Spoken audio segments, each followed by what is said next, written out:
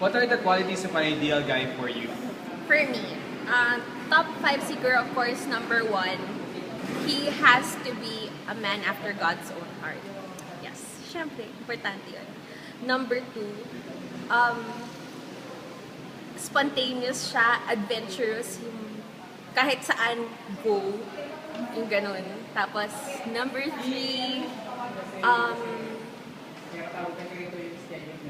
caring and compassionate. Yes. Number 4, honest. Okay. And number 5, someone who can laugh at their own mistakes. Hindi masyadong seryoso sa buhay. Ganun. If you'll be getting a proposal, what would be an ideal proposal for you? Anong proposal? Marriage proposal? Oh, yeah. Or ano? Yes, a marriage proposal. If someone is gonna be proposing to you, Oh my gosh. 2 versions, pwede. Yeah, ako sa number 1. Number 1, ano? Lord of the Rings themed proposal. I don't know. may mga habit na. May mga habit, hindi ko alam. Basta, ano kasi, May magsasabi sa'yo ng toos mo eh. or ano yun, the one ring. I offer you the one ring. Wow. Will you take it? Mga ganon. Sorry, geek moments. Yun yung geeky side ko, sorry ah. Or, my precious, you're my precious, take the ring. Hindi. That or ano, parang, I have this vision in my head na parang on top of a cliff, magba-bungee jumping. Tapos tatanungin niya, will you take this leap with me? Parang ganon, di ba? Parang wow.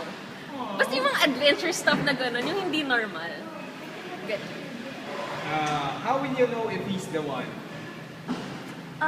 Well, of course, you have to seek God. Malalaman mo naman yun pag sinabi ni God sa'yo na siya na.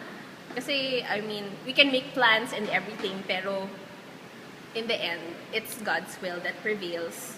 So we just have to seek God and keep listening to Him and pressing into Him. And like when He says go, go. If He says no, di, wait ka lang, taste muna, hintay-hintay, abang-abang, ganun. Pickup lines. What is the best pickup line that has ever been said to you? Walang pumipick up sa akin, ano ba? Hindi ako pick-upable. Pick up. Color. Okay, if ever. Worst line ever. Oh. May nagbigay sa akin ng Valentine. I agape you. Wow. This is. Wow. SS. Yun lang. Tapos yun nga yung may, I get bluer than blue, sadder than sad. Ano ba naman? Cheesiness. Ako, I'm not for pick-up lines. They're funny, pero kung you use it to get to know a person, parang hindi. Mas gusto ko yung witty conversations, ganun. Mas okay yun kesa sa pick-up lines. Diba, AJ? That's good. Thank you, Sindel.